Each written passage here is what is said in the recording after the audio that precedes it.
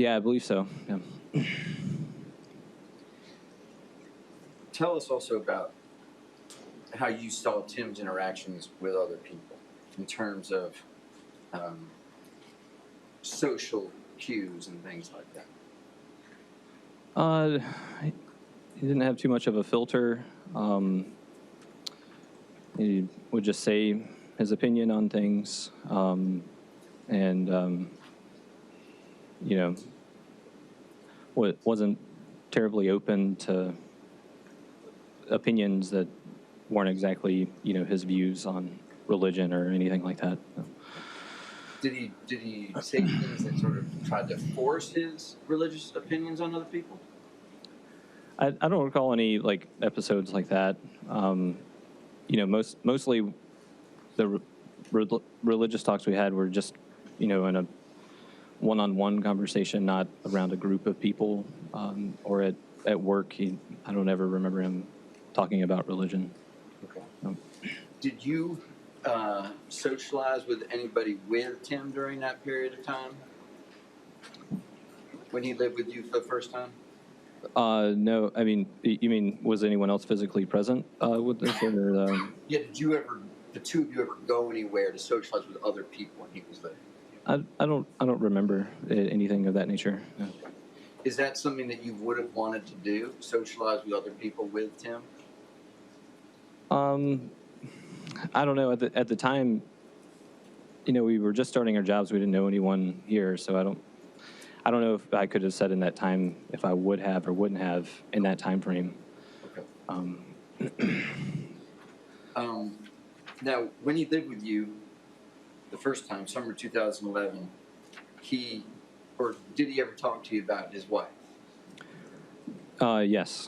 So you did know that he had a wife, right? Yes. Yeah. And that he had kids. Yeah. He had kids. And what was your impression about how he felt about Amber and his family? I could definitely tell that he cared about Amber a lot. I mean, he would talk about her.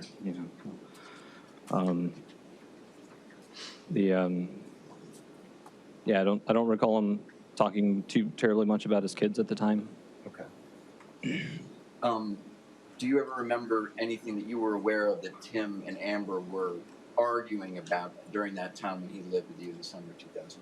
Yeah, there was one instance. I think he had found the home that they were going to live in. It was a trailer, and he had decided on the trailer, and she didn't really want to live there, so there was some conflict. But he seemed pretty adamant about his decision. And what was your impression of why he thought that he should be the decision maker in those types of situations? He seemed to kind of have an opinion that the man just makes all the decisions in the household, and that kind of view on the marital makeup. Right. And did you get the sense that was sort of based on his religious views? Yeah, pretty much. When you and Tim started working at Intel, I guess you did start at the same time, right? Yeah, we started June 6, 2011, the same day. And where did you see his strengths in terms of his smarts? What stood out to you in terms of what his strengths were? Tim was very studious, really good at reading documentation. Would just be really good at just reading and studying and kind of the coursework type of attributes to just about any technical thing. So. Okay. And then where did you see where he was sort of lacking in terms of his intellect? Just with situations that weren't, it wasn't anything that you could study. It's where you have to work through a logical progression of, debugging a problem. That's where he probably had more challenges than the, all the coursework and the studious behavior. So correct me if I'm wrong, but does that mean that where he was left to his own devices, he had more trouble? Am I correct about that? Objection leading. Leading. Rewrite it. Socially, did you ever socialize with Tim that you remember during your time at Intel together? Define socialize. I don't. You mean like at talk with him at work or like outside of work or? I know you did that. I think you told me one of the only times you saw him outside of Intel was at Walmart, right? Yeah, that's right. Yeah. And tell us about that. So I saw him at Walmart in Lexington. His wife and kids were there. Pretty much any time I'm outside in the public, I really don't notice people right off, right away. And he said hi. His wife was pregnant at the time, and said hi. This is my wife and my kids, and just as a first and only time I saw him. So did he approach you and introduce Amber to you? Yeah, I didn't notice Tim in Walmart. I was just getting my stuff and getting out. He said something like, "Hey, man," or I don't know exactly the statement, but. Did you eventually become aware of the fact that Tim and Amber were having marital problems? Yeah, I did. Tell us how you first came to know about that. I was at work in my cubicle, and Tim approached my cube and said that he needed to talk to me. He said, let's go take a walk outside, and I wasn't exactly sure what the conversation was going to be about. And we got outside, and he said he needed to have a cigarette, and he doesn't normally smoke. We took a walk around the pond outside of Intel, and he was telling me that he found out that his wife had cheated on him with the next door neighbor that was like 17, that you could tell he's really distraught. How could you tell he was distraught? Other than his words or what? Just body language. I mean, I don't know. I would imagine anyone that gets cheated on is going to be really distraught. I mean, you could just tell. Do you remember whether he brought up religion in that conversation? Yeah, I don't recall if he did or didn't. And what was part of the conversation? What was he asking from you as part of that conversation? He was looking for a place to stay for some time while he's figuring things out. And so what'd you tell him about moving in with you? I told him he could stay with me. I wasn't, at the time I had a 1-bedroom apartment at the TAPS building downtown, and he'd have to sleep on the couch, and I wasn't sure about the kid situation, but I think he said that his kids were going to stay with maybe the grandparents or something, but so that wasn't an issue. Now, at the time that he moved in, did you have a girlfriend? Yeah, I had just recently met a girl that's now my wife around that time. And did you have any concerns about Tim living with you at the time that you were beginning this relationship with this woman? Yeah, I was hesitant to bring her by my apartment because I just didn't. I didn't want her to think that Tim was like my best friend and staying at my place. Just because he's got some pretty abrupt views on things, and I just wanted to control everything. Yeah. Didn't want to blow it. Thankfully, I didn't. In terms of your conversations during that time, did you talk to Tim sometimes about why he was upset or how he was upset and reasons for the divorce?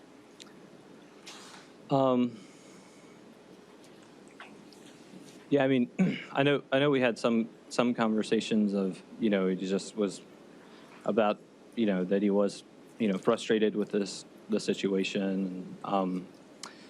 I don't remember all the details. I do remember he was doing a lot of stuff to try to figure things out at the time, Right. running errands and doing things. So. Do you remember whether or not he was worried about the kids?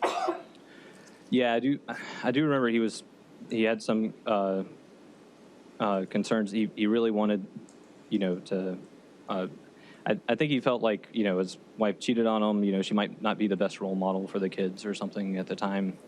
It was something along those regards. I don't remember all the details. I just had the general feeling that he wanted just to, make sure they had a stable home. Okay.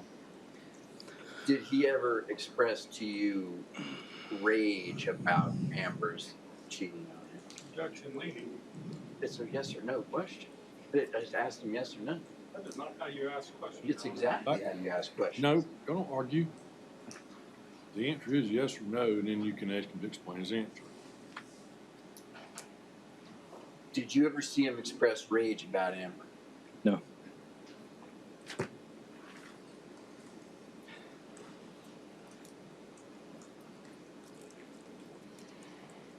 Did Tim ever tell you that he was taking medication when he was living with you? He did. He said he had. He kind of gave me a warning to say I might be acting a little bit funny.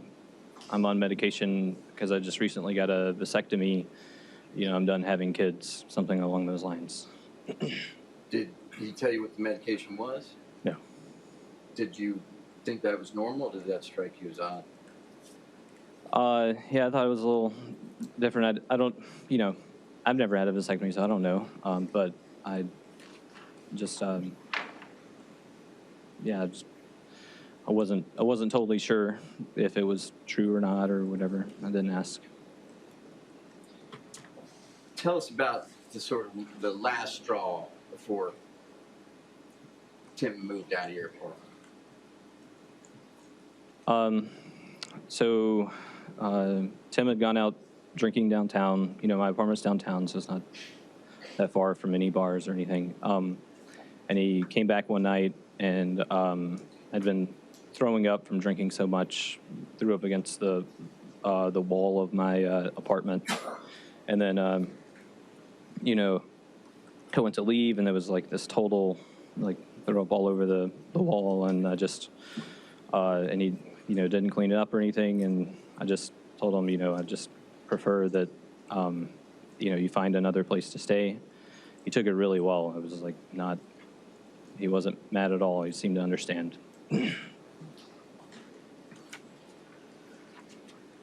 Did he do anything ever to express thanks to you for letting him live there? Yeah, he offered for his appreciation for staying at my apartment. He offered to take me to eat at Wendy's. It was close to my apartment. Were you expecting Wendy's? No, not necessarily, but I mean, I understood he was always very concerned about money, so. And what happened at Wendy's? When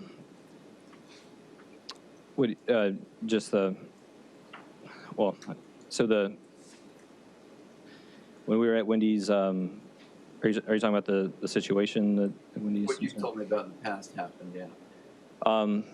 So when we were at Wendy's, we were sitting down eating, and I think it was around 3 girls walked in, and I think Tim said something to the effect of like, "Hey, look at these girls," and then just barked at them like 3 times and across the Wendy's restaurant at the time. And how did you feel about that? I felt embarrassed.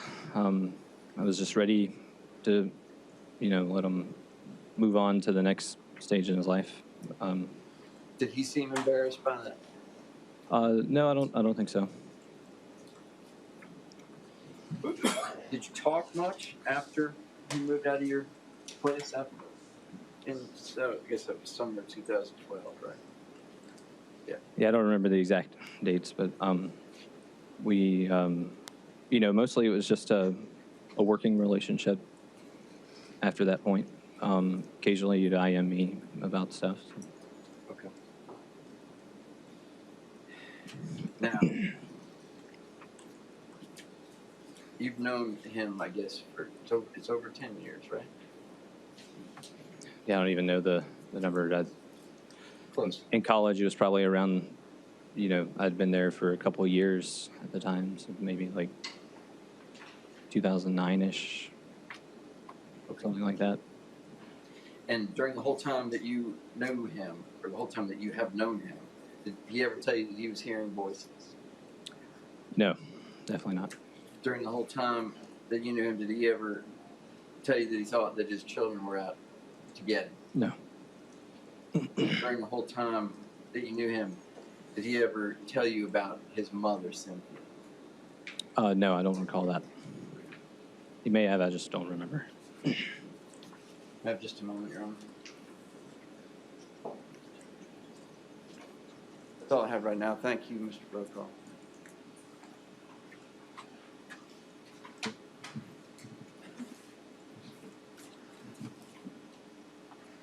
Good afternoon, Mr. Brokaw. How are you?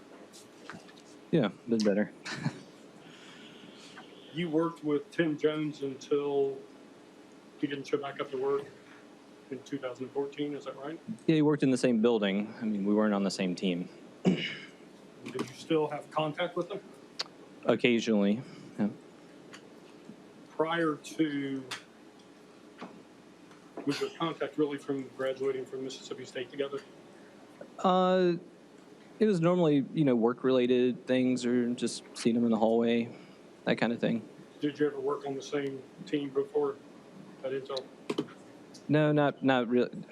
Not definitely, defined roles or anything. Not really. How long did he live with you in the summer of 2011? I don't remember the total length. I don't think it was any more than 2 weeks. And there was no agreement that he was going to pay you money. You just Oh, no. a place to stay, right? No, he was looking for a place to, find a place, and I had an extra bedroom, so it was just, You were a nice friend and helped out. yeah. His religious views are conservative. Is that fair to say? Yeah. But they didn't interfere with his work, did they? No, I don't remember any conflict at work with religion. No. He wasn't at work trying to convert people. No. Not that I'm aware. Right? He did have a religious belief that the man should be the head of the family, though, didn't he? Very strongly. Yeah, and that conversation was only at my apartment, right? That was just you and him in the Yep. apartment.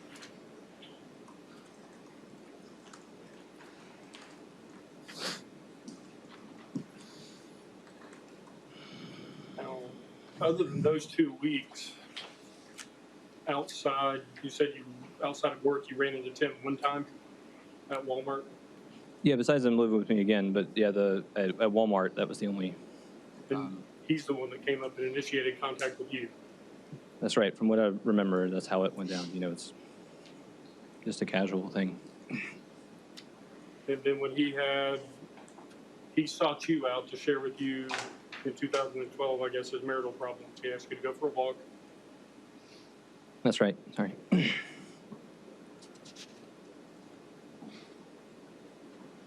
So when he had things to talk about, he had people to go to, like you and other people at Intel. Yeah, I think you could say you trusted me. Things that were on his mind or bothering him that he needed to share, there were people to talk to. Yeah, I think so. I mean, I think we're fairly approachable. Yeah. Now, no offense when I say this, but engineers are different the way they think from other people. Is that true? The way they what? Sorry? In the way they think. Yeah, I mean, typically, just like there's variation in all kinds of people, right? And my brother's an engineer, so I can say it, but Okay. sometimes the word geek gets associated to engineers. Yeah, that's right. Tim really, the way he interacted with people was really no different than anybody else. He was not an uncommon character at Intel, was he? Yeah, I mean, just even at Mississippi State, engineering students are all different, have different personality quirks. So. The incident at Wendy's when he barked at the women, you would agree with me, that's obnoxious behavior, isn't it? Yeah, I guess define obnoxious. I don't know. It definitely made me feel embarrassed and awkward. I don't. Did he do anything else other than bark at him 3 times? No, it wasn't like follow up with something else. We just finished our meal and left. As far as you know, there was never any reprimands or allegation of any bad behavior or him doing anything wrong while he was at Mississippi State, correct? Yeah, I don't remember. I mean, he said he had a bad past, not at Mississippi State, but in his younger years. At Intel, you're not aware that he had any behavioral problems that caused a write-up. Oh, yeah, I'm not aware of anything. In fact, you were aware that his last review in April of 2014 that he actually got a promotion. I mean, at the time, I was not aware of it. It wouldn't Yeah. surprise you to know that, though, would it? Yeah, I mean, people get promoted and when they do good work. So but I wasn't on his team, so I wasn't like keeping up with where he was at. You never saw him have any violent outbursts at work. No. You never saw him lose his emotions. No. You never saw any sign of mental instability. No, I didn't. And you continued to have contact with him, at least sporadically, up until the last day he worked there. Yeah.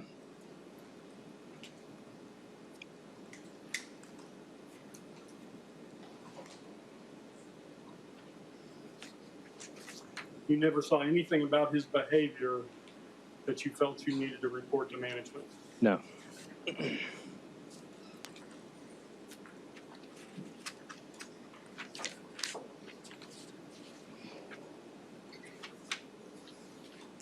And there was nothing about the way he was behaving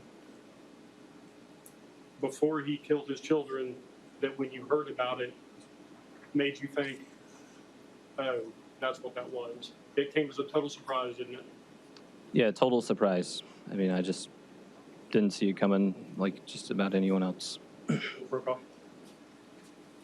Nothing further on. Just step down.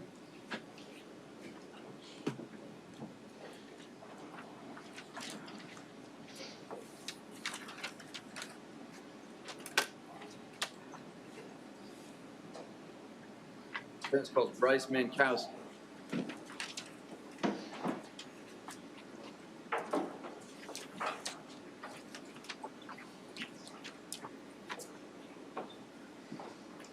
Raise your right hand. You swear or affirm any testimony you give in court is the truth, the whole truth, and nothing but the truth, so help you God. You'll have a seat over here, please. You'll state your name and swear to God.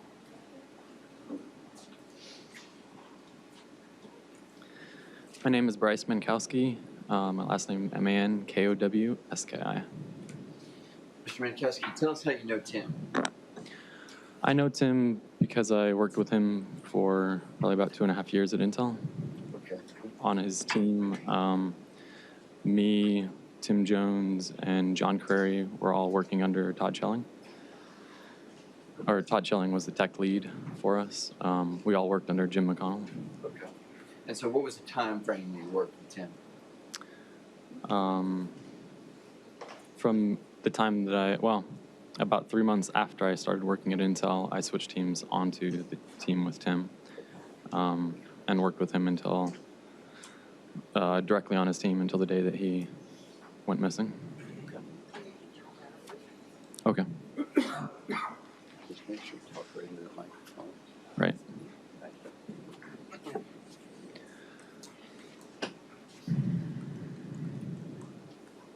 When you were working with Tim, what did you know about his own personal family? I knew that he had a wife. I knew that he had 5 children, but I'd never met any of them. I didn't know anything much outside of that. Did you know where Tim lived? I had no idea where he lived. Did you ever socialize with Tim?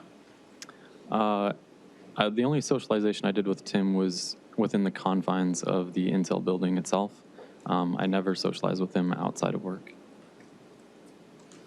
Did he ever talk to you about his family, meaning older generation? Did he tell you about his mother ever? No, he never told me about his family. Did he ever tell you about hearing voices? No, definitely not. Did he ever tell you that he was scared of his children? Definitely not, no. In terms of his behavior at Intel, did you get the sense that he had a hard time talking with people? No, quite the opposite. I would say, not most, but a lot of engineers tend to be more shy, more antisocial. And Tim was unique in that he was able to come up to anyone and just start a conversation and talk to them about anything. So that was, especially for me, I'm also kind of a shy, introverted person. Tim's behavior in that regard as an engineer was very unique. Did he have any friends? Not that I knew of. Inside work, he generally seemed to keep to himself. He would talk to everyone about work-related items, but he didn't seem to hang out with anyone in particular. The only exception, I guess, might be Kevin McKinney. Okay. What do you usually do for lunch with your friends at Intel? So usually at lunchtime, me and my friends would get together, and we'd always have to leave the building because Intel doesn't have a cafe at the South Carolina site. And so we'd leave and we'd go play cards together, a game called Big Two. Usually it would be anywhere from 3 to maybe 8 people that would get together to enjoy each other's company and enjoy lunch together. And in that time, Tim was probably given the opportunity to, but I'd never seen him join the group at all. How would you describe his sort of normal, everyday state of mind in comparison to other people that you worked with? In general, he had a pretty intense personality. If he had a belief about something, he would let you know, and if there was any disagreement in that, he would try and make sure that you, by the end of the conversation, you agreed with him. So just a very, very intense personality. Could he be difficult to deal with sometimes? At times. There was one particular incident, it was definitely in the summer of 2014, not too long before the incident happened. The killing of his kids happened, where I went into the lab at Intel and noticed that one of my fellow coworkers was talking with Tim, and Tim was seemed agitated, very amped up, very intense, talking very fast, and so I walked up to see what was going on, and in that time, as soon as the other employee noticed that I was there and Tim had someone else to talk to or someone else to focus their energy on, that other employee left immediately. Basically, they appeared afraid for themselves, or they just didn't want to be in that situation at all. And I came in and was talking to Tim then, or rather listening to him, because he was just kind of nonstop talking very intensely. And it was almost like a situation where you're with someone who's drunk way too much. If you say the wrong thing to them, they might get triggered. They might get angry at you. He wasn't aggressive in any way. It's just that he was at the point where it seemed like he could become aggressive at any point. So I tried just listening to him, trying to talk him down, try and get my bearings as to why he might be in this odd state of mind. So this was a very unusual situation that happened kind of a few months before the incident, I think. Did you feel physically threatened at that time? No, I never felt physically threatened at the time. did you feel like it could have gotten to that point if something? Had I been more confrontational or had I disagreed with him in any way, I could easily have seen him becoming violent or not being able to control how he felt at that time. And at that time, was it clear to you what was agitating him, or did you not know?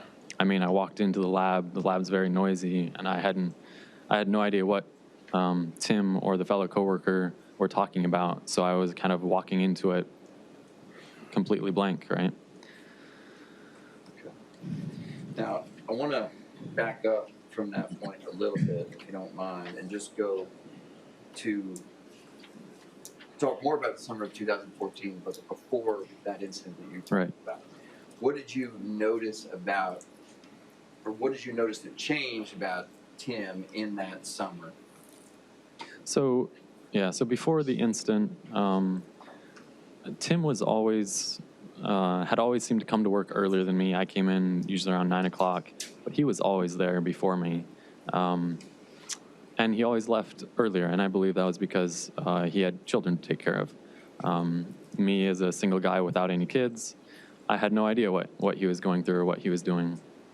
But then as time progressed, around the summer of 2014, there were instances where he would show up tardy. Instead of showing up before me, he would show up at 11 o'clock. Sometimes he would miss one of our meetings, one of our team meetings, and we'd all kind of look at each other and be like, where's Tim? It's very unusual for him to not be here.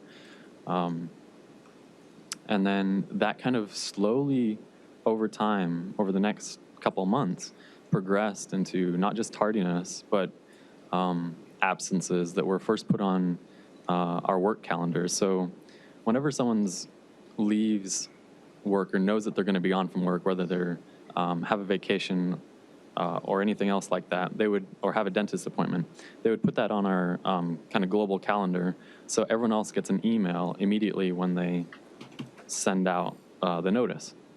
So everyone on his team would know when he's going to be out. So his unexplained absences for our team meetings was highly unusual.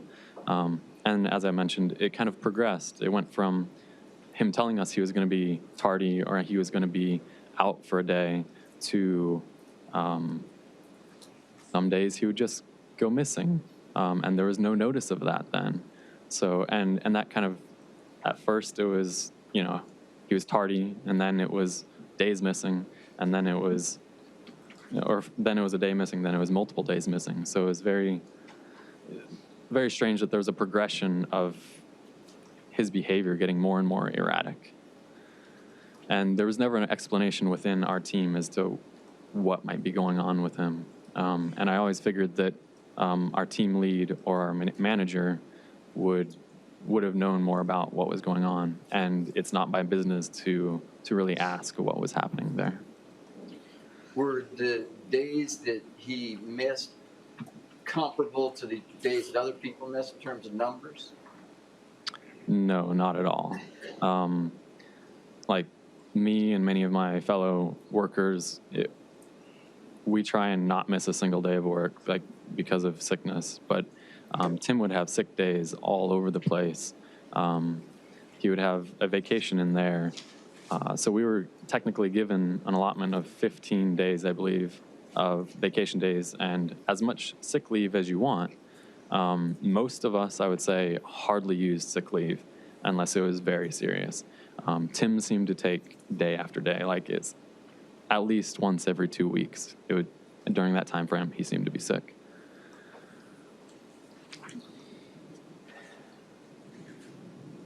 And I want to go back just a little bit further if we can to before you started noticing these changes in his coming to work. And just tell us about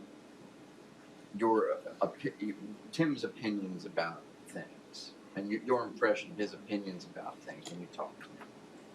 So Tim was a very, I guess I would say, a hard-headed person. If he had an opinion about something, he definitely wanted you to know about it. And if your opinion differed from him, you'd be having an argument about it for sure.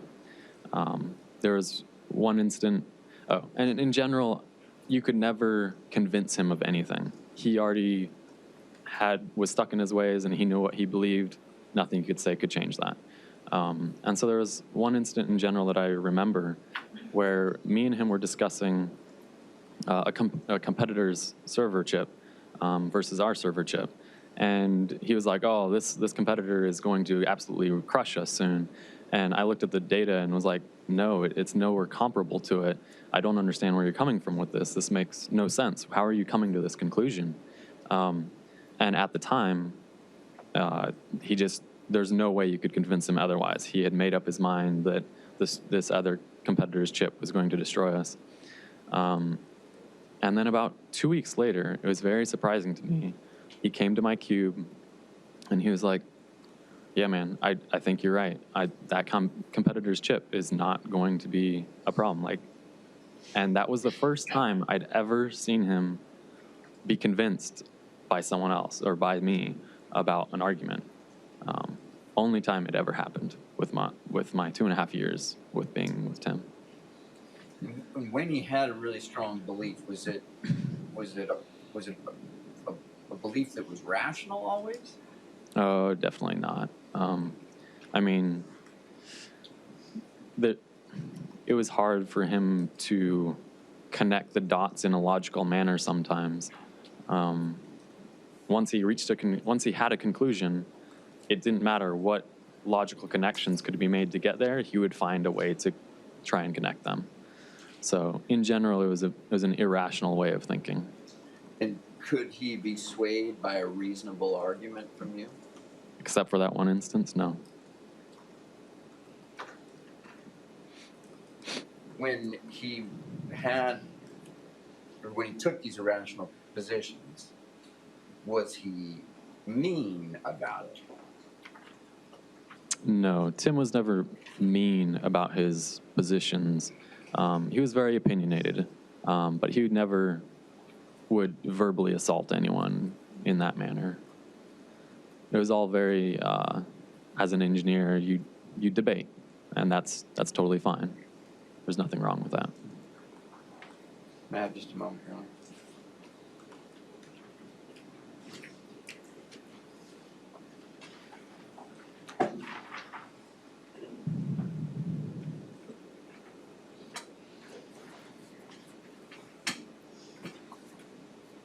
Thank you, Mr. Mankowski. Good afternoon, Ms. Mankowski. Hello. Just a few questions to follow up on that. I believe you just said just seconds ago, as an engineer, you debate. Yes, that's correct. And specifically, you were talking about having position on something that maybe not everyone agrees with. Sure. And you gave us an example of a time that he finally admitted he was wrong about something. That's correct. And I believe you had made some previous statements just in interviews you did leading up to this trial, that that's the only time you can ever remember him admitting he was wrong about something. That is correct. But when you talk about, as an engineer, you debate, when you said before that there were things that you didn't agree on, is that what it is? Is it about work-related solutions? Or is it about religion? Is it about women? If you could just elaborate a little bit more on that. So I'd never discussed religion with Tim. It was usually about work-related things. I guess sometimes it might have been financial-related things. He was very interested in finances and getting ahead in the world. I don't think it was ever about women either. All right, so I just wanted to clarify that a little bit more so you know what it is you're talking about when you say that if he had a position, he wouldn't want to change it. Based on what you just said, it's almost always going to be work-related, other than sometimes it was about financial. Agreed, yes. And with that, I'll just come out and say it. He was known around Intel as being cheap, right? Didn't want to spend a lot of money. I actually didn't know that because I'm a very cheap person. As engineers, a lot of us are very cheap. So I had actually no idea. That's new news to me. All right. right, so can you elaborate a little bit more when you said that there was a financial debate between the two of you? Sure. I don't know if it was a debate. It was more, I got the notion that from our talks in the halls of Intel that he was very interested in, one, he talked about going to medical school. I figured that was because of money. Two, he was always interested in the stock market. He wanted to find a way to make money so that he wouldn't have to work anymore. I don't know if those were debates at those times. It was more just he was talking about what he was interested in. All right, so just positions he had that he would share with you. And one of those would be ultimately to have a job where maybe he wouldn't have to show up every day, and it would be financially stable enough to not have to work a 9 to 5 job. I think a lot of people dream of that, yeah. So I want to talk a little bit more about what you said regarding how you could call him initially, that he could have a conversation with anyone. I think that's the way you put it earlier. What's the question? That he would just come up to anyone and talk about anything, at least initially. I don't follow the question. So how long did you know him at Intel? He began there in 2011. Were you already there? No, he started in the summer of 2011, and I came in October. So he was there a couple months before me. And so when you first met him initially, I think the way you described him was that he would just come up and talk to anybody about anything. He wasn't introverted. Agreed. Yeah. And then eventually, I think towards the end of your testimony on direct examination, you mentioned that you did see a change over the course of the summer, and that'd be the summer of 2014. Correct. So I want to ask you a little bit more about that.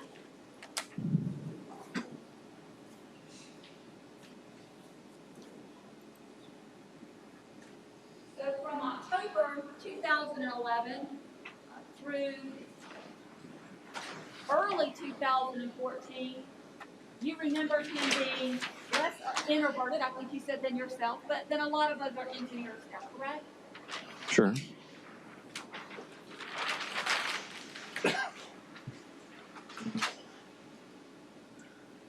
And then by the summer of 2014, and I think one of your previous statements was that you actually noticed that over the course of that summer, leading up ultimately to his arrest in August. Do you recall that? Making a statement that I only started to see it within the last 2 months when his attendance started to shift and wax and wax. Right. All right. So we're talking then about the last 2 months, basically, that you noticed that change that you described earlier.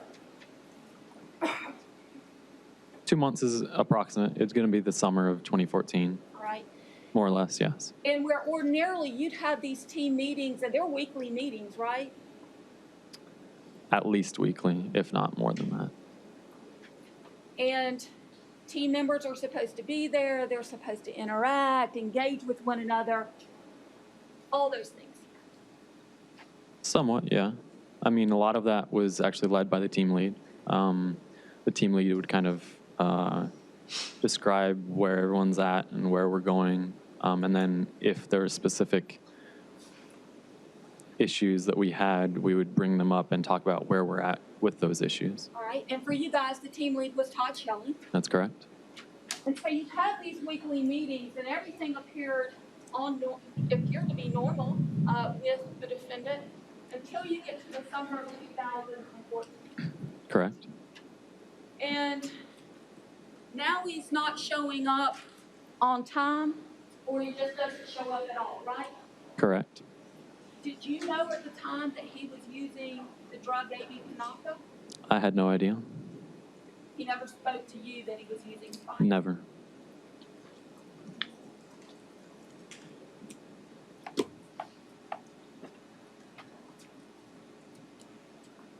And when you have these team meetings, there was never a situation where he had some violent outburst during that team meeting, was there? No, definitely not. There was never a time that he couldn't control his emotions and you had to call human resources or bring in management, correct? No, of course not. No. So he could always control his emotions in those team meetings. In the team meetings, yes. And that one instance that you spoke of where you saw him having a conversation with somebody, and I think you said he was speaking very rapidly, that was also in those last few months, wasn't it? That's correct. When you didn't know he was detained. Correct. Nothing further. Something further on? Step down. All right, we're due for a break. Step in the jury room, have you back out here in a few. We'll talk about the case.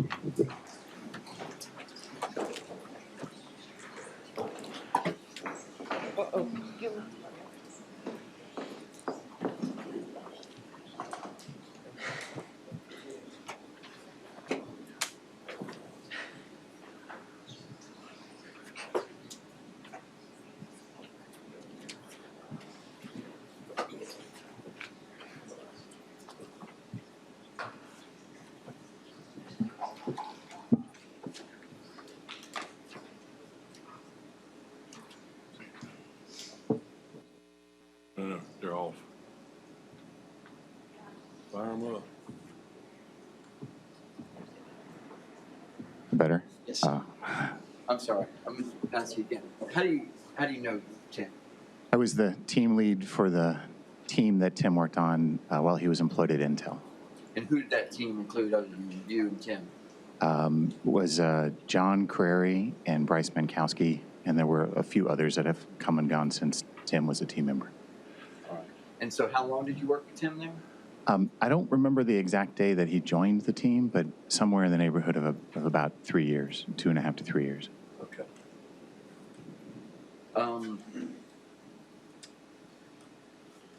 Tell us, before we get into your specific memories of Tim, we would just give us a little bit about what Intel is like in terms of work-life balance, conversations that happen at work, social activities, that type of thing.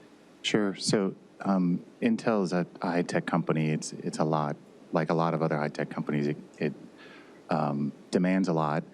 What was interesting about the facility here in Columbia was very small, and the group was very tight-knit. So there were times that we'd work very, very hard and very close together, and then there were times that things were a little bit easier. But it was a good company to work for, and I think the people that worked together here were pretty close because it was so small compared to the size of the company at large. Okay. What do you remember hearing about or knowing about Tim when he was first interviewed and right before he started to work with y'all? Yeah, I mean, Tim's interview went very well. He was made an offer. I think everyone that I knew that met him liked him. He was easy to talk to. He joked a lot in our team meetings. He was easy to get along with.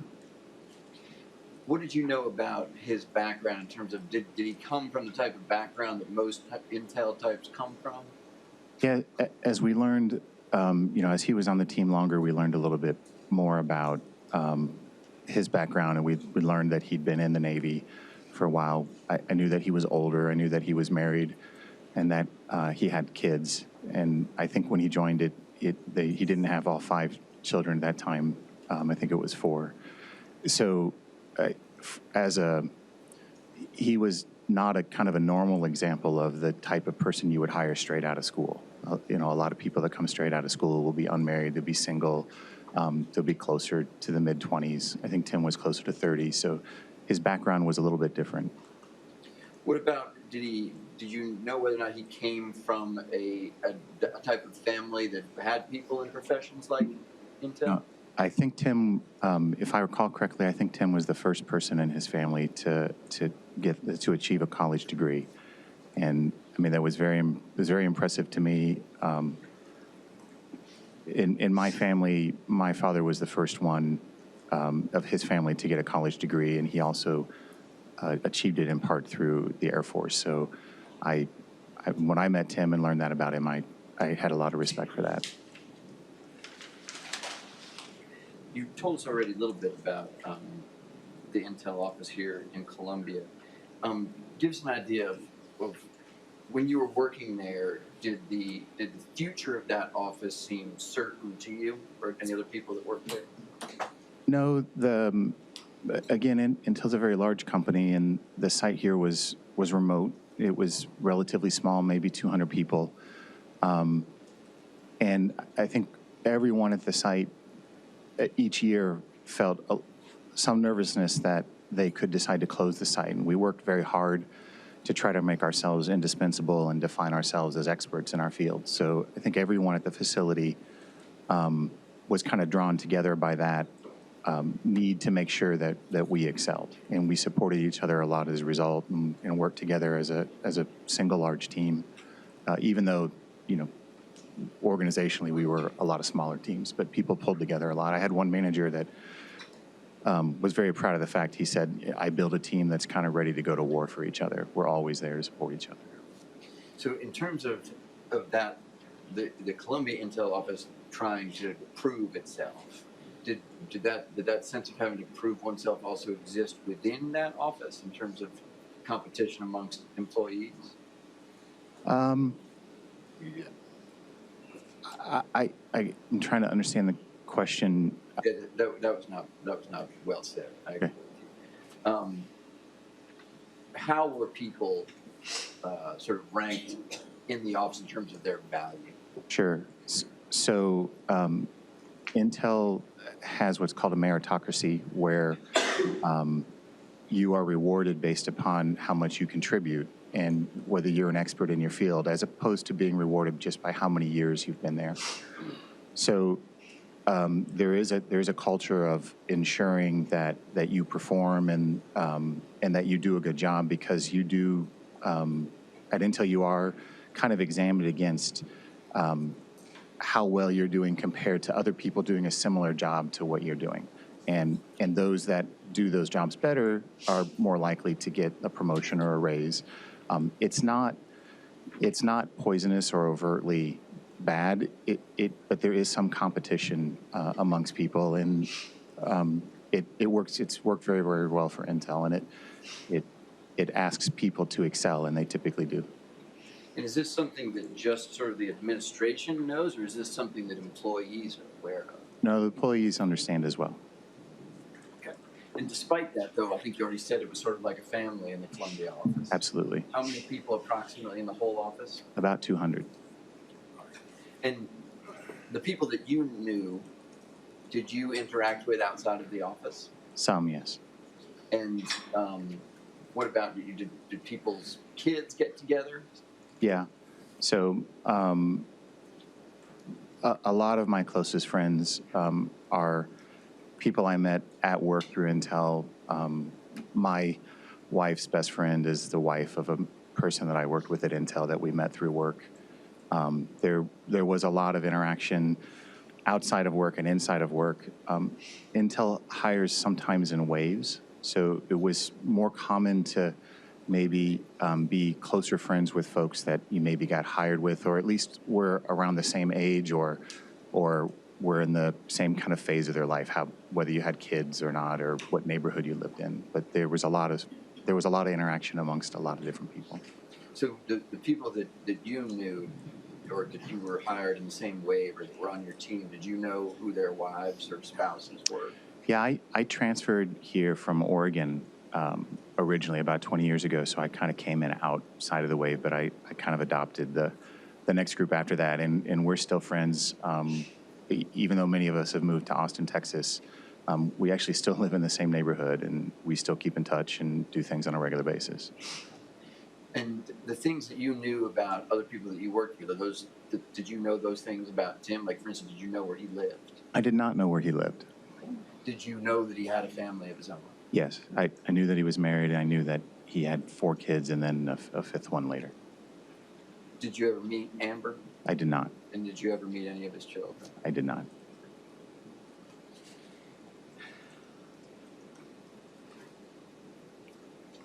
Tell us, if you would, initially about Tim's work ethic and performance for you on the mesh team. Yeah, Tim was a very hard worker. He was very excited, I think, about learning the thing that I mean, many people that come out of college are very excited about getting into the workplace and using what they learned, and Tim was no exception. I found it easy to work with him. It may be being kind of the team lead and someone that he either looked up to or as wasn't.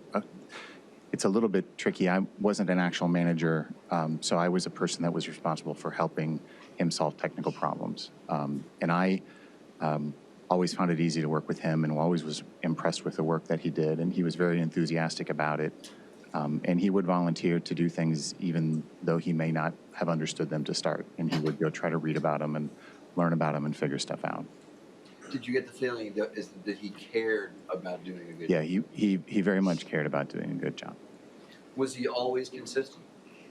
Not always. I think early on he was more consistent than closer to the death of his children. I also noticed some more absences,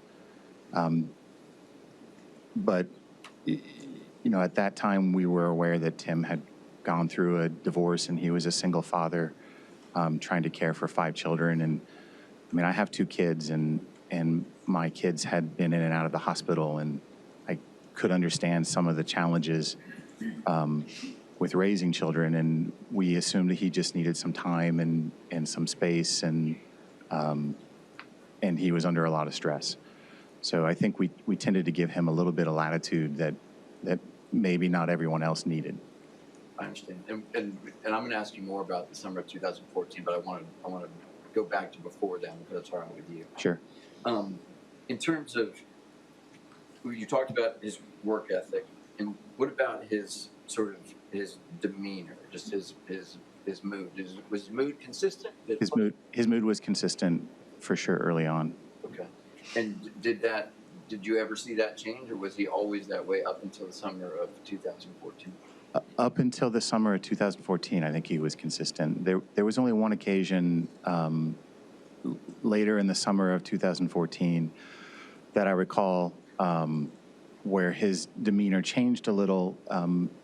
Again, at Intel, as part of the demonstrating that you're an expert, there's a culture that's called constructive confrontation, which is a way to interact with people. I think we heard someone call it debate earlier, but it's a way to challenge how people think to try to arrive at a better decision. And to do it well, it takes some practice so that people don't think you're just attacking them. And I think later in the summer of 2014, I think Tim was trying some constructive confrontation techniques and maybe went a little over the top. And it's the only time that I can remember him not being consistently reasonable to work with. Okay. Do you remember when you first heard about him having marital problems? I don't remember the date. Okay. But did you ever talk to him about it?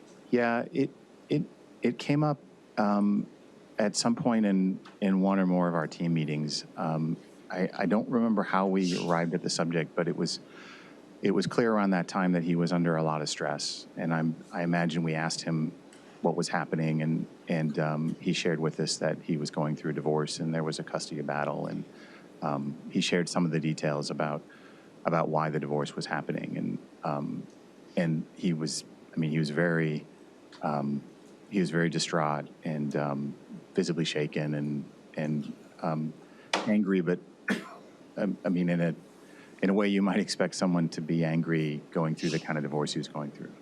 Okay. And did he seem concerned about his kids? Yeah, definitely. So I believe he related to me there was a divorce, but then there was a custody fight, and Tim was very clear that he felt that he would be the better parent than Amber would be. And I know that he was fighting very hard because he wanted to make sure that the kids got the type of upbringing that he believed was the better one.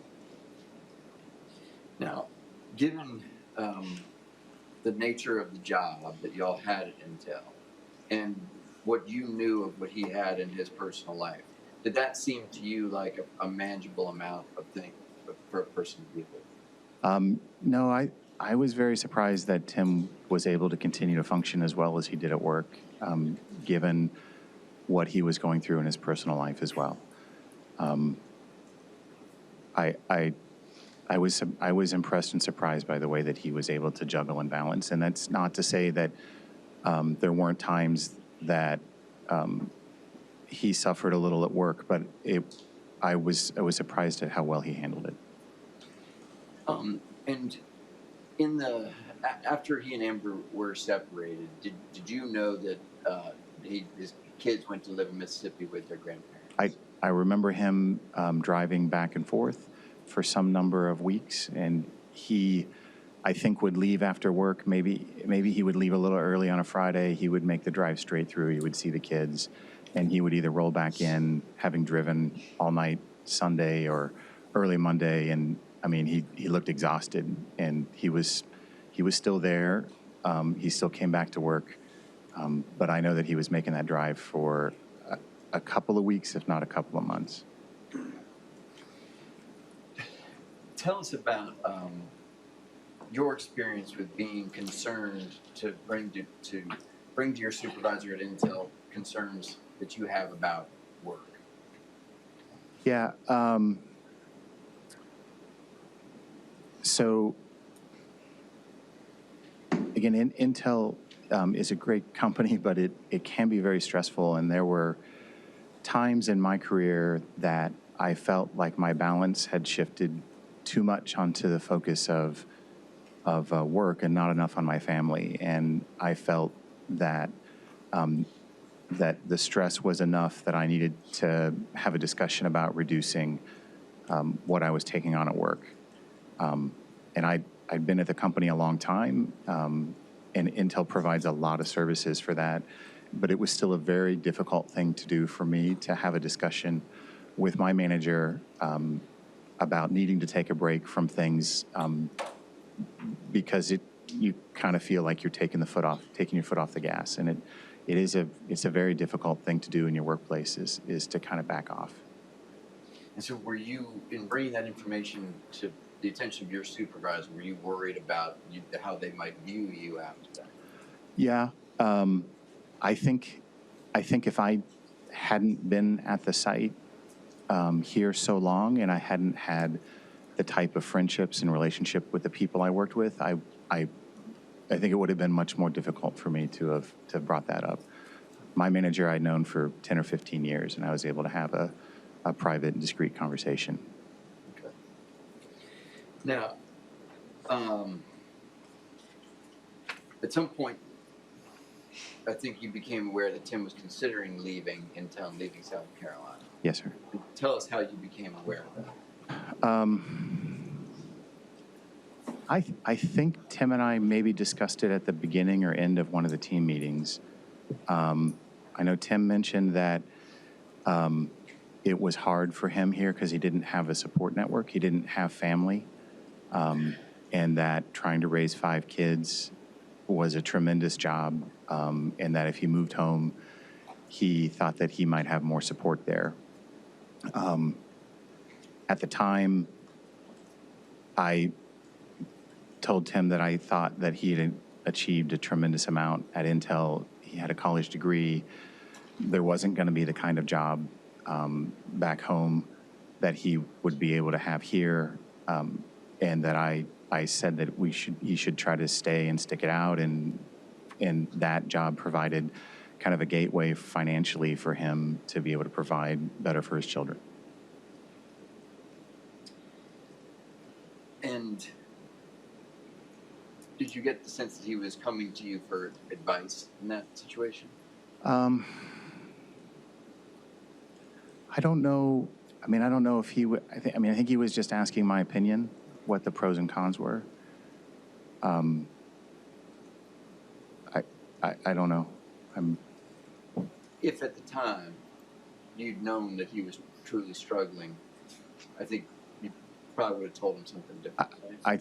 I mean, I replay that conversation in my head a lot, and I often wonder if I had told him something else, if we wouldn't be here today. So, yes, I mean, I want to understand, no one's blaming you for anything. I understand.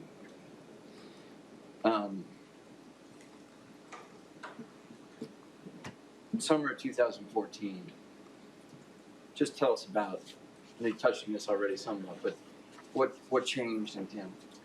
Yeah, in the couple of months leading up to the killing, I mean, Tim did become, his work degraded some. He was absent from work more. There were a couple of times that I noticed that he seemed to be sweating a little bit more, or had a sheen. He wasn't at every team meeting. I know this was something that he and Jim McConnell had discussed, and I, again, at Intel, there's kind of a technical leader and then a personnel leader, and Jim had would have had the discussions with Tim about work performance, and my role would have been to try to make sure that we can still get the project done. We did notice those things. I think I believe that it was likely a result of the stress of trying to raise the 5 kids, as well as some of the travel back and forth. I mean, I have 2 kids and a wife that spends a tremendous amount of time taking care of them while I'm at work, and I don't know how someone would do 5 alone. How about his mood or his demeanor? Did that change? I mean, I think just that kind of one instance I talked about somewhat with the constructive criticism, he was a little bit more aggressive with someone on the phone that was supposed to be providing him some information that he couldn't get. Other than that, I don't recall him having wild mood swings or something noticeable that I felt was out of character. Did you ever suspect that he was on drugs? No, never.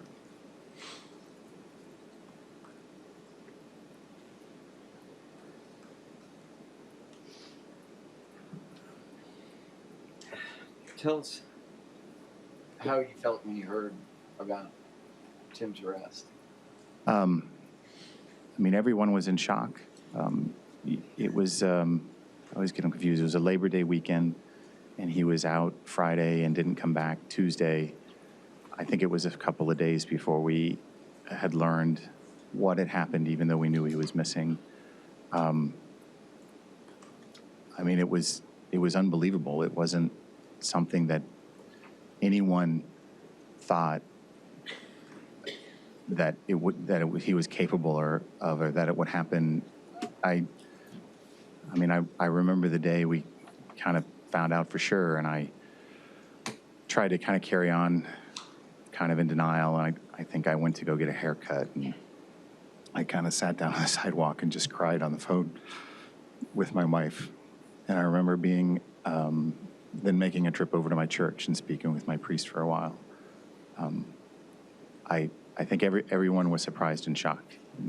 I don't think anyone saw anything coming. How did it feel to him to sort of look back and not be able to identify any lead up to this? From my perspective, I always considered the site here as an extended family, and I don't have family that lived here in Columbia when I lived here, and a lot of people at work helped me get through some very difficult situations, and I was there for a lot of other people when they needed help. And it tears me up that somehow how I thought we were at that site, no one was there. Whatever help might have helped Tim, I feel like somehow I let him down.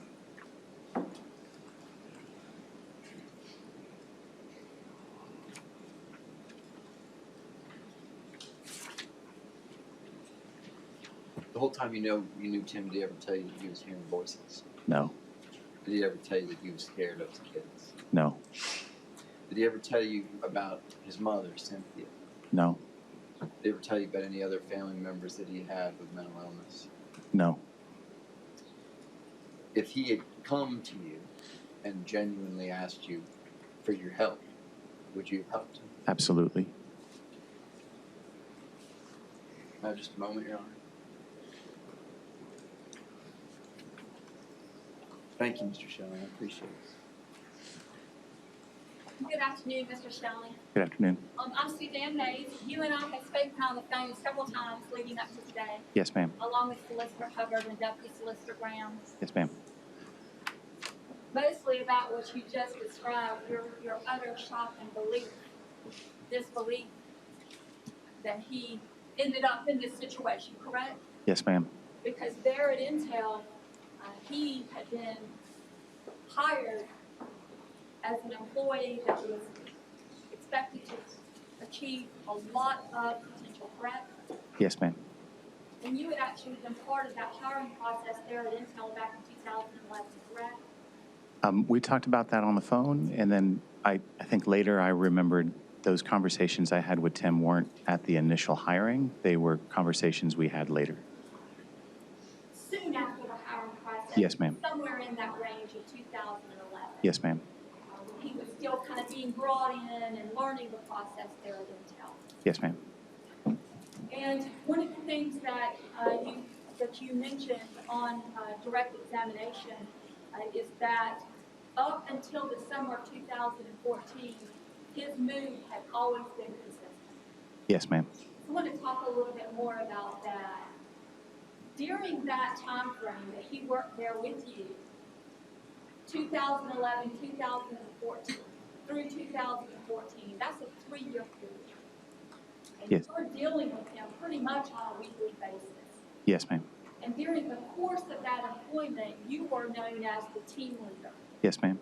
And so part of his engineering group, they break out into these small groups, and you're the team leader, but it's about problem solving, really. Yes, ma'am. And throughout all those weekly meetings, he was able to interact and control his behavior, control his emotions throughout that process. Yes, ma'am. In fact, I think you said you never saw any indications of violence or anger from him during that period of time. No violence. There were certainly times when he was going through his divorce that he was agitated, but I wouldn't characterize it as anger. And I think one of the things that you said leading up to this is that he was easy to work with, happy and positive. Yes, ma'am.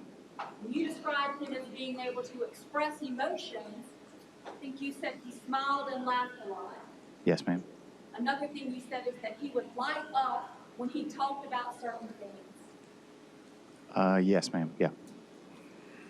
You said that he was performing better than anyone there would have expected, including yourself. Yes, he's a very good performer. And one of the things you noted about him was that his interpersonal skills, his ability to relate to his peers, seemed better than you saw in other team members. Yes, ma'am. And he did not have a hard time talking to people. Correct. Yes.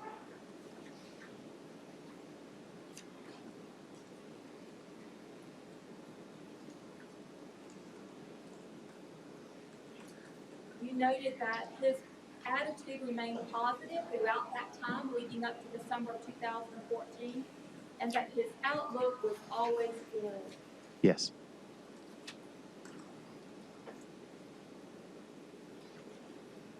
So now we're going to move forward to the summer of 2014 because that's where you note that there is some type of change. Yes, ma'am.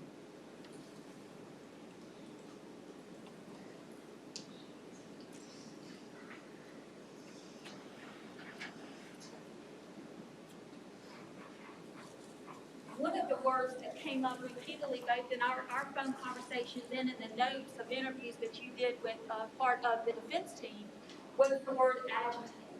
Yes, ma'am. You recall in the summer of 2014, you recall him being agitated now. You had not seen that before. Correct.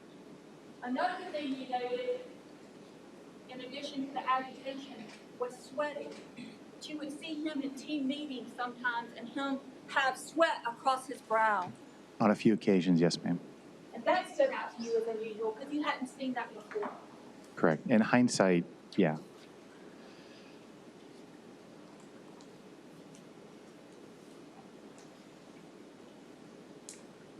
And of course, during that time when you see these symptoms, you're not close enough to him to really smell his clothing or his hair? Yeah, I mean, we would sit right next to each other. It was a small room. There were 4 of us there. So I mean, I sat very close to him. Do you recall him smelling like smoke? On occasion, I do recall him smelling like he'd been smoking. At that point in time, you weren't aware that he was using or smoking the drug known as spice, were you? No, ma'am. That's not something that he disclosed to you, even though you were seeing those side effects. Correct. He did not disclose that.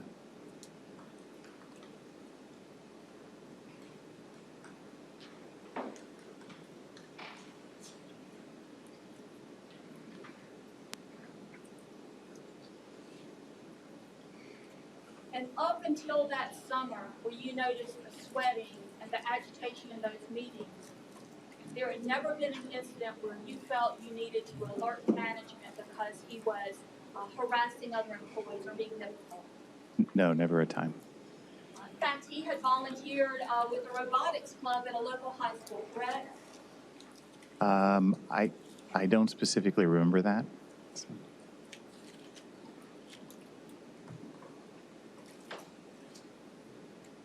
You certainly didn't have any concerns about his interactions with his peers. No. How close in time, I know you said December 2014, but how close in time was it up until the murder, the homicides and killings of children? I'm sorry. The sweating, the agitation? I would say probably the last 3 months or so. Definitely after May 2000. Yeah, I think it was in September or August, so definitely after May. And so everything appears normal other than the sweating and the agitation. And then suddenly on Tuesday, after Labor Day 2014, he doesn't show back up at work. Yes, ma'am. I believe you also had some communications with his direct manager, which would have been Jim McConnell, about exactly where he was and trying to locate him, figure out what's going on. Right. So when he didn't come to work on Tuesday, and I can't remember if we were expecting him to be on vacation Friday or not, I contacted Jim. We all sit in the same small area, and I contacted Jim and asked him if he knew where Tim was. And I know earlier you had talked about the sweating and the agitation. There were some additional absences leading up to that. So it wasn't completely unusual for Tim to not make it into work, but he was pretty good about at least letting Jim know that he wasn't going to be there. So I checked in with Jim on Tuesday to find out if he knew that Tim was planning to be in work or he had been out an extra day or two. And then I'm trying to remember, it was several days. It was Wednesday or Thursday that I think Jim said that there was more going on than Tim being absent, that he was actually missing, and there were people looking for him.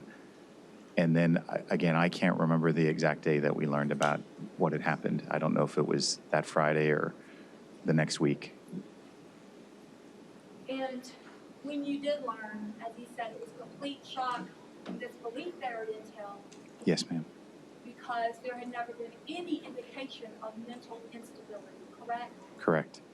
And there had never been any concerns that you personally had about his mental status, correct? Correct. Nothing Yep. further. Mr. Schelling, I think you said when we were talking before, you never suspected that Tim was on drugs. Is that right? That's right. And state's list here of side effects from AB Panaka they refer to, does that describe Tim to you in the summer of 2014, that list? I can recall him being agitated and the sweating, but I don't recall confusion, paranoia, hallucinations, excited delirium, slurred speech, drowsiness. I mean, I don't know about his heart rate. So a couple of those, but 2. Thank you, sir. And certainly with the hallucinations, he reported any hallucinations to you, did he? No, ma'am. Or anyone else? No, ma'am. And you never saw any indications of that. He wasn't talking to other people. No, ma'am. I'm sorry. I didn't see any weird behavior like talking to no one or swatting at things that were invisible. But when you're having a team meeting, he's not talking to people who aren't No. here, correct? Correct. Thank you. Nothing further. Please. You step down.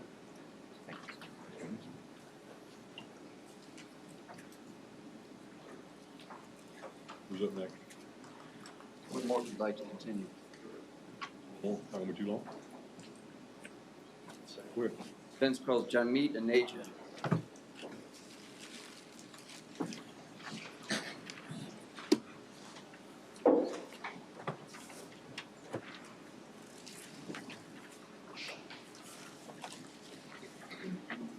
Raise your right hand, please. You swear affirm any testimony you give this court is the truth, the whole truth, and nothing but the truth, so help you God. You'll have a seat over there. If you'll spell your first name.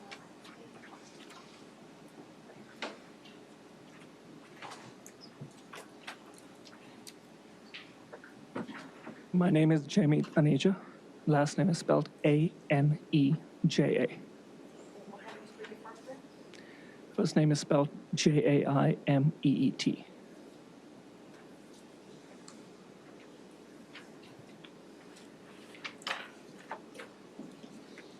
Mr. Naja, tell us how you know Tim.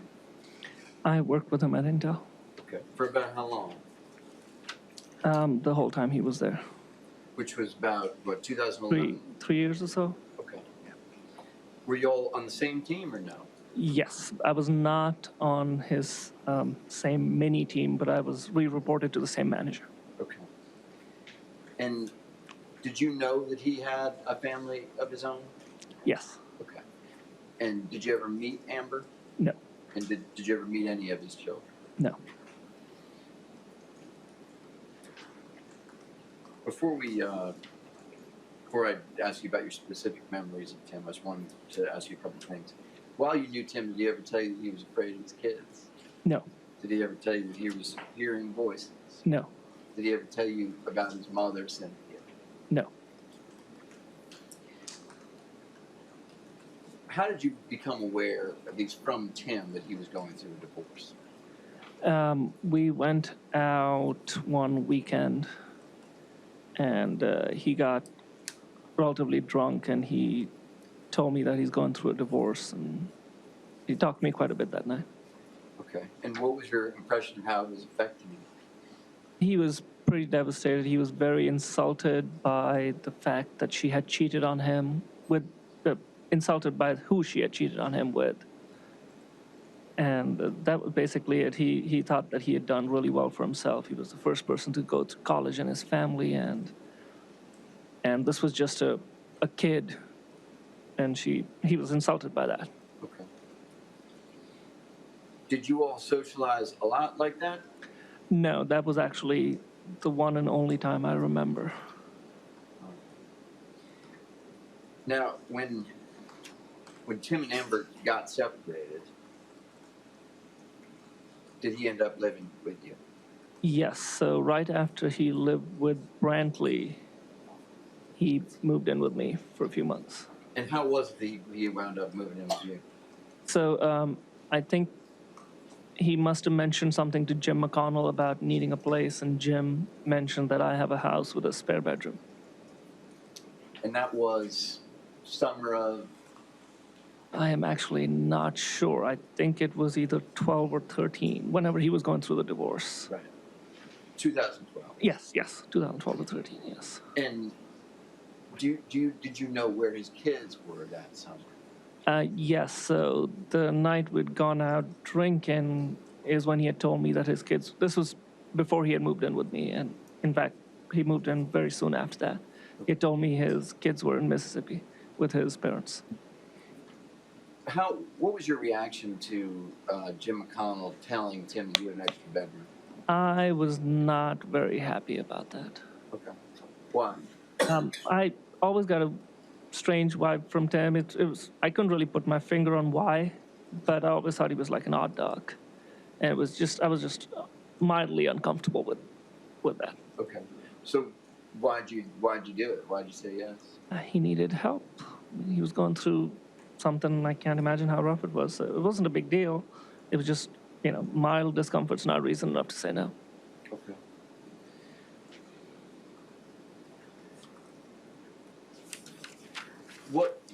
What was it that gave you a strange vibe? Why was he weird? So before he moved in, I couldn't really put my finger on what it was. I mean, I'm not sure I could now, but there were some incidents after he moved in that kind of confirmed that for me. The one I remember is, so he made his food for himself, ate by himself, didn't really socialize much, which is very unlike the way I live. My living room had a computer and a projector screen, so I didn't really have a TV. I had a computer and projector screen, and I created an account on that computer for him to be able to use to get on Facebook, etc. And he was very anti-Facebook. For some reason, he had like a conspiracy theory about it and how they can do things and they can find him and track him. It was just way out there. And it was a very tinfoil hat kind of thing to me. Okay. You mentioned that he did stuff alone. Was that something that was consistent every time that he was with you? Yes. I remember him hanging out in the living room maybe once or twice over the course of a little over 2 months that I think he was there, maybe even 3 months. Even if I had my girlfriend over and we were watching a movie, he never really stayed out there. Did y'all invite him to watch movies with you? A couple of times. I mean, I didn't make it a point, Right. but if he came in and something was going on, yes. Did he ever express to you that he wanted to be social? Yes, he did. I used to go out a lot with friends, and a lot of Intel friends at that, and he would mention wanting to go out, yes. Okay. Never did. Other than that one time? Other than one time before he moved in, yes. Okay. When he was living with you, did he talk to you about his children? Yes, he would mention them, and he would mention how he was going to go see them, and he would. I mean, every Friday, usually straight from work without even stopping by the house, he would just drive all the way to Mississippi, and then I would see him Monday at work. I'm not even sure I remember him stopping by the house on Monday morning. I think he just basically got on the road midnight Sunday or something. And what did that say to you about him and his relationship? He was devoted to them. I can't think of anything but the fact that he really loved them. Did he mention to you that he missed them during the week? Yes, he did.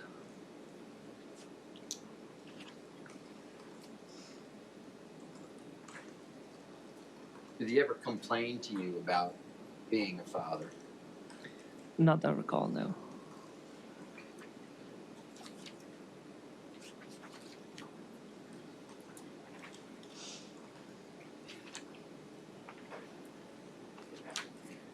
In terms of the Tim that you know and the Tim that I'm sure that you've read about since his arrest, how do you feel about him now? I can't reconcile those two people at all. I mean, it was a complete shock when I found out, and it still surprises me to this day. Thank you, sir. I appreciate it. Mr. Angel? Yes. I'm good at butchering names. You actually got that right. Better than most. So let me ask you. I didn't live with you for a while, but at the office, did y'all interact much? We were on the same team, so we did interact, not quite as much as the other two, like Bryce or Todd. But yes, we did interact. And although initially you were apprehensive about him moving in, he wasn't a bad roommate. No, he was just almost antisocial. It was just not, I mean, we never ended up becoming friends, which is unusual for me. You had a girlfriend? I did at the time, yes. You know what a third wheel is? Sure. Okay. And was he a little bit older than you? Was he No, I think he's a little bit younger than me. A little bit younger than you? Yes. Okay. But he had his own family. Sure. And although he wanted to do things, his family, his kids were out of state. Right. And so just kind of hung to himself, and then Friday comes along, he'd go see his kids. Right, that's pretty much what would happen. He would want to go out, and he never ended up doing it. And my guess has always been that he didn't have the time. He wanted to hang out with his kids instead.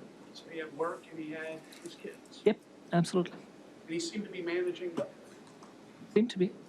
I mean, yeah, I mean, I don't know how well he was managing work because I didn't work with him closely enough to give you an idea of that, but You didn't know he got a raise in, I think March or April of 2014?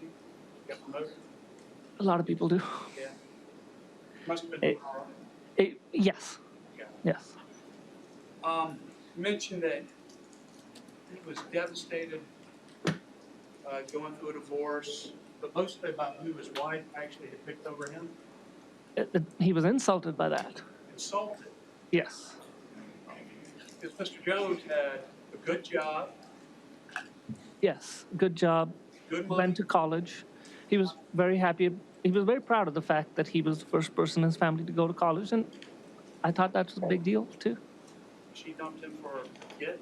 Is that what Those might be my words, not his, but that's the impression I walked away with. Yes. you say he's a little odd. He made his own food, ate by himself. He just didn't bother you. No, but he wasn't social at all. He was. It was odd. I mean, I've had other roommates. It was odd. He wasn't a bad guy. He I'm wasn't sorry? a bad guy. No, he wasn't. No. He seemed to understand how to do his work, how to interact, Sure. and he just chose to let you be. Yes. Okay. You mentioned a bit about Facebook. A lot of people are suspicious of Facebook. They are now. And you find out there's probably good reason. They're out selling your personal Perhaps. information, right? Perhaps. Maybe that's not so odd after all. I'm not sure I agree with you on that. There's a lot of us kind of shy away. A lot of your life goes on there. Everybody gets to read it. Sure. Then you got a company that sells it. Your life goes on there as much as you choose to put on there. Some people like being private. I agree. It did sound odd to me. And Not quite a tinfoil hat. I'm sorry. Not quite a tinfoil hat. We'll agree to disagree then. All right. We'll end it on that. Thank you. You may step down. You may step down, you're done. Thank you. Something for the day. All right. Y'all enjoy the evening, don't talk about the case, step in the jury room, see you in the morning, same time.